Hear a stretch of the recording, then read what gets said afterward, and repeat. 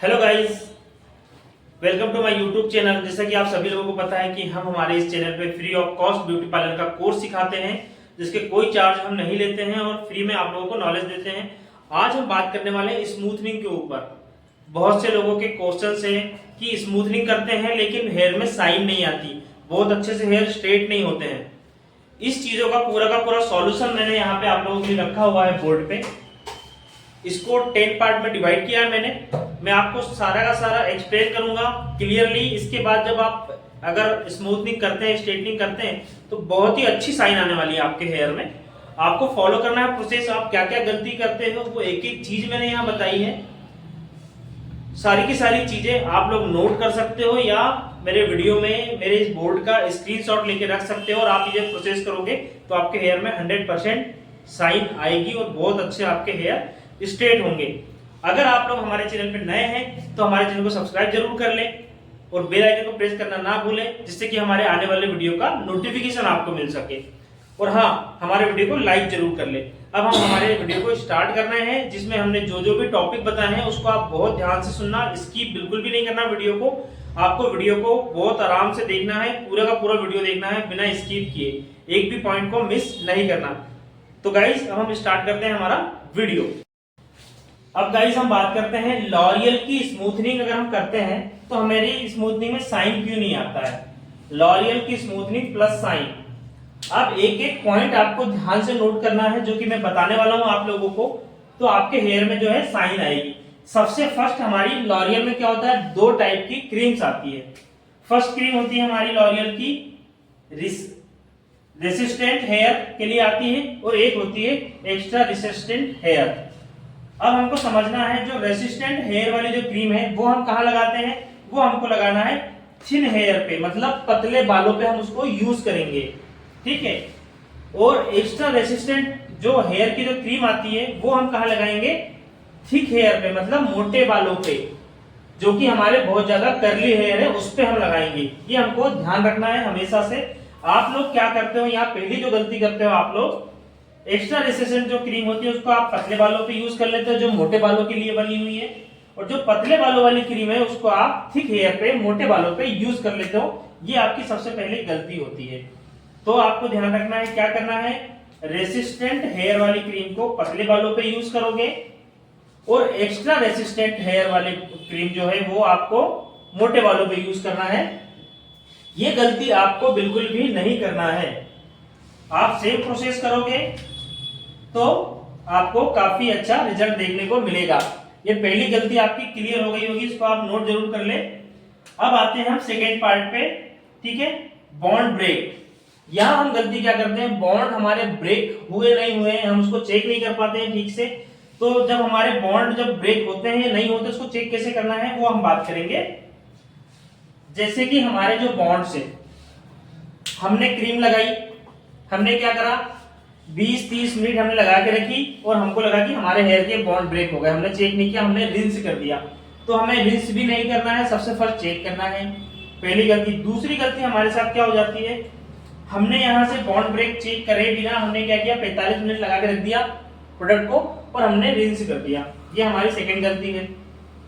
यहाँ पे क्या करना है, सबसे पहले आपने जब क्रीम लगा दी, आपने जब नेप एरिया से क्रीम लगाई सेक्शन बाय सेक्शन, तो अब आपको उस प्रोडक्ट को लगा के रख दिया। अब उसको आपको तुरंत ही चेक करना स्टार्ट करना है, कंटिन्यू आपको चेक करना है थोड़ी थोड़ी देर में। चेक कैसे करोगे, अब आपने इस हेयर को ऐसे स्ट्रेच किया, सीधा खींचा।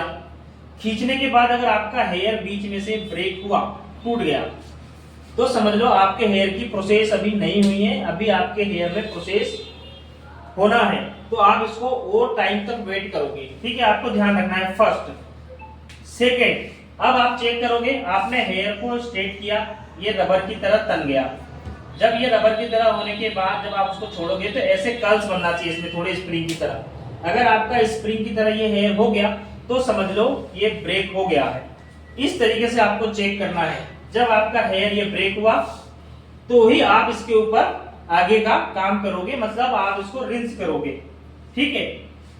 अब आती है बात ओवर प्रोसेस की। ओवर प्रोसेस कब होता है, जब आपका बाल आप खींचोगे तो टूट जाएगा, या तो ऐसे श्रिंक हो जाएगा, ठीक है, या तो ये यहाँ से ऐसा ब्रेक भी हो जाएगा। तो ओवर प्रोसेस क्या होती है? जब होती है जब हमने 45 मिनट या 40 मिनट से ज्यादा रख दिया, हमने ध्यान नहीं दिया, हमारा हेयर का बॉन्ड ब्रेक हो गया था और अब हमने ध्यान नहीं दिया, तो वो हो गया ओवर प्रोसेस और वो हमारा हेयर जो है श्रिंक होने लगा, उसके अंदर साइन खत्म हो जाएगी, साइन के आपके हेयर ही बर्न हो जाएंगे। तो ये आपको ध्यान रखना है, ठीक है। तो श्रिंक जब होगा आपका हेयर पहले तो टूट जाएगा, ठीक है। उसके बाद जब आप उसको स्ट्रेट करने जाओगे, जब आप स्ट्रेटिंग तो ऐसा श्रिंक दिखेगा, हल्के हल्के उसमें वेव दिखेंगे, कोई मतलब नहीं है हेयर का, और वो बर्न भी हो सकता है। यहाँ पे आपको ओवर प्रोसेस भी नहीं करना है। आपने क्रीम लगा दी 10-15 मिनट में, आपने पूरे हेयर पे जब आपने क्रीम लगा दी पूरे हेयर पे, तो आपको तुरंत ही उसको चेक करते जाना है उसके बॉन्ड ब्रेक, ठीक है। अब हम करेंगे यहाँ पे 4th नंबर पे रिंस। यहाँ पे आप क्या गलती करते हैं? सबसे पहली गलती आपकी ये होती, बहुत से लोग क्या करते हैं, रिंस करते हैं, शैम्पू के साथ रिंस कर देते हैं। तो कभी भी ध्यान रखना है कि हमको शैम्पू नहीं करना है रिंस करते समय। अगर हम शैम्पू करते हैं तो हमारे जो हेयर है उसमें बिल्कुल भी साइन नहीं आएगी, हमारी आपकी जो स्मूथनिंग है वो अच्छी नहीं होने वाली है, ठीक है। फर्स्ट गलती, हम जब रिंस करेंगे तो इसको नॉर्मल वाटर के साथ ही रिंस करेंगे, हम इसमें शैम्पू का यूज नहीं करते हैं, कभी भी शैम्पू यूज नहीं करना है। सेकेंड, बहुत से लोग नॉर्मल वाटर के साथ रिंस कर देते हैं। तो गाइस, जब हमने रिंस के साथ कभी भी शैम्पू नहीं करना है, नॉर्मल वाटर यूज हमको नहीं करना है। सबसे फर्स्ट हम करेंगे warm water, Luke warm water, मतलब गुनगुना पानी,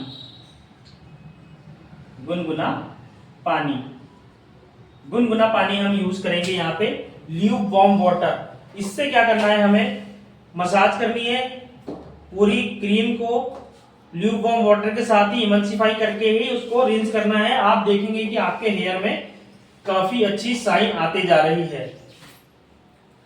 तो यहाँ पे हमको क्या क्या सीखा हमने इसमें, रिंस हम करेंगे तो शैम्पू नहीं लगाना है हमको, नॉर्मल वाटर से यूज हमको पहले नहीं करना है। सबसे फर्स्ट हम ल्यूक वार्म वाटर लेंगे, उसके बाद हम नॉर्मल वाटर लेंगे, ठीक है। इससे इमल्सिफाई करने के बाद क्रीम जो प्रोडक्ट है हमको हम वार्म वाटर के साथ, ल्यूक वार्म वाटर के साथ ही निकालेंगे। अब आते हैं हम सेक्शन 5 पे। यहाँ करना है हमको ब्लो ड्राई। ब्लो ड्राई करते समय हमें ध्यान रखना है, कभी भी हम ब्लो ड्राई को हम ड्रायर से ऐसे ब्लो ड्राई हमको नहीं करना है, ठीक है। कभी भी हमको ब्लो ड्राई करना है, देखो, टॉप टू डाउन, मतलब ऊपर से नीचे की तरफ। जब ब्लो ड्राई हम जब भी करेंगे हेयर पे, तो ये हमने हेयर लिए, ये हेयर के ऊपर टॉप टू डाउन ऐसे हमको ब्लो ड्राई करना है। इस तरीके से हमको बालों को नहीं सुखाना है, ठीक है।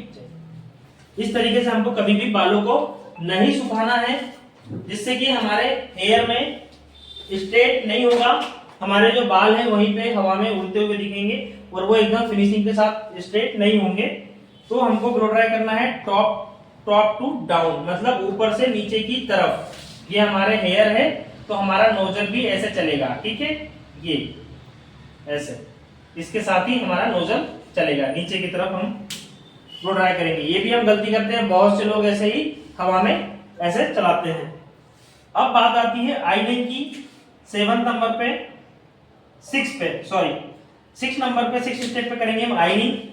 अब ऑयलिंग जो होती है, ऑयलिंग बहुत सारी कंपनियों की ऑयलिंग मशीन आती है।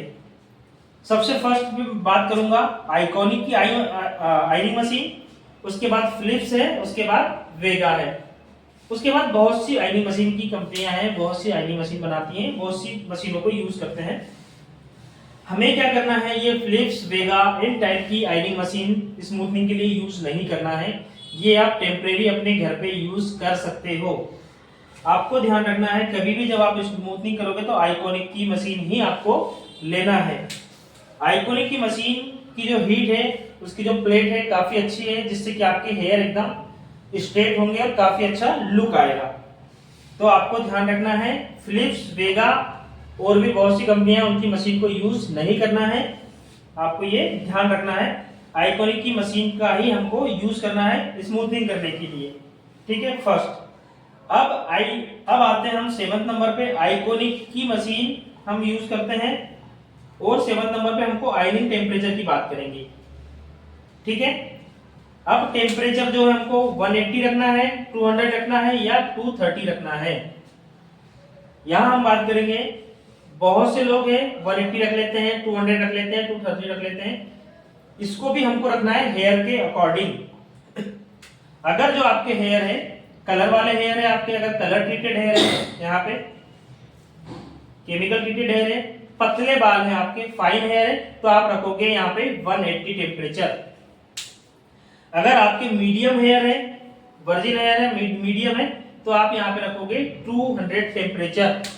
अगर आपके हेयर थिक है, स्ट्रॉन्ग है, मोटे हेयर है, तो आप यहाँ पे रखोगे 230 टेम्परेचर।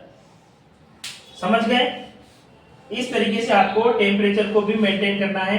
आप कोई भी टेम्परेचर रखोगे तो आपके हेयर में उतनी अच्छी शाइन और उतनी अच्छी स्ट्रेटनिंग नहीं होने वाली है। अब हमने टेम्परेचर सेट कर लिया, इसके अकॉर्डिंग हमने कर लिया, आप समझ गए होंगे। आई होप कि आप लोगों को समझ में आया ही होगा। कलर केमिकल ट्रीटेड हेयर है, हमको 180 टेम्परेचर रखना है अगर पतले बाल है तो। हमारे मीडियम हेयर है तो 200 तक टेम्परेचर रखना है। हमारे थिक हेयर है, मोटे बाल है, बहुत ज्यादा करली हेयर है, तो हमको 230 टेम्परेचर रखना है।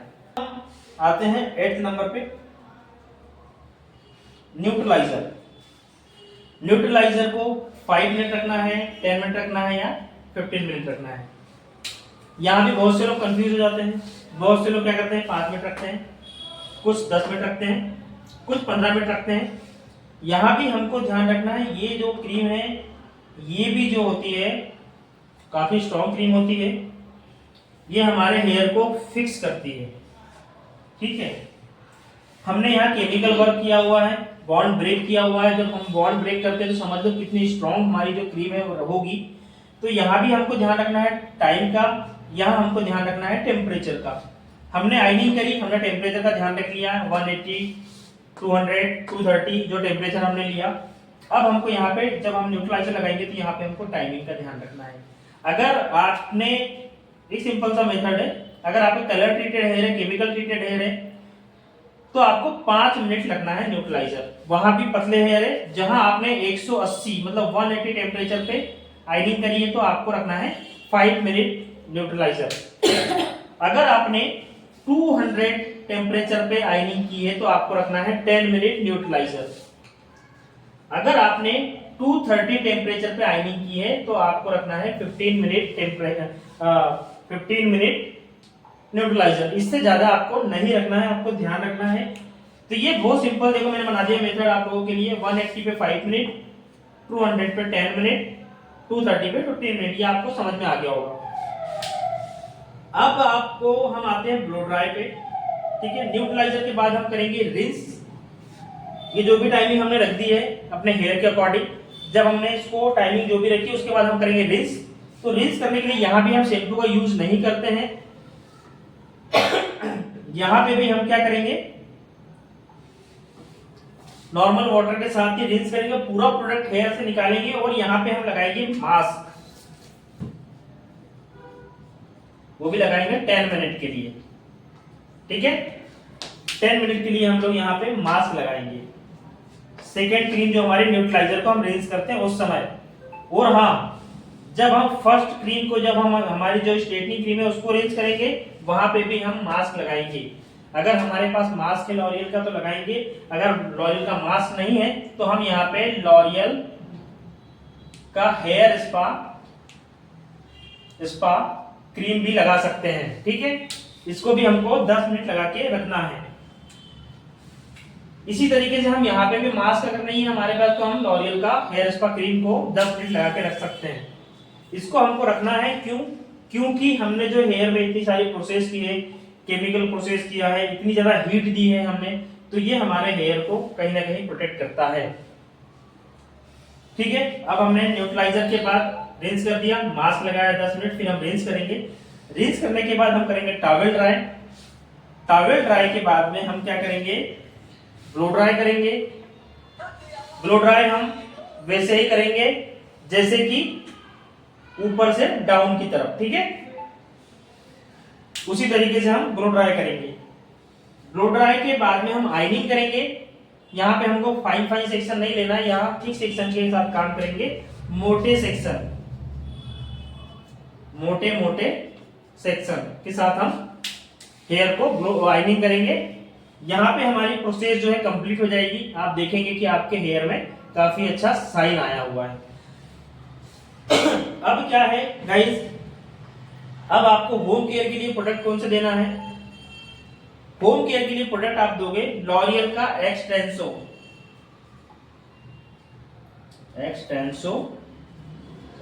Shampoo, Xtenso shampoo plus mask, ये आप दोगे होम केयर के लिए, ठीक है। और लगाओगे सीरम, सीरम भी आपको बताना है उनको, लॉरियल का सीरम ले लो या स्टीज का सीरम ले लो, कोई सा भी सीरम ले लो, लेकिन आपको सीरम को भी यूज करना ही है, ठीक है।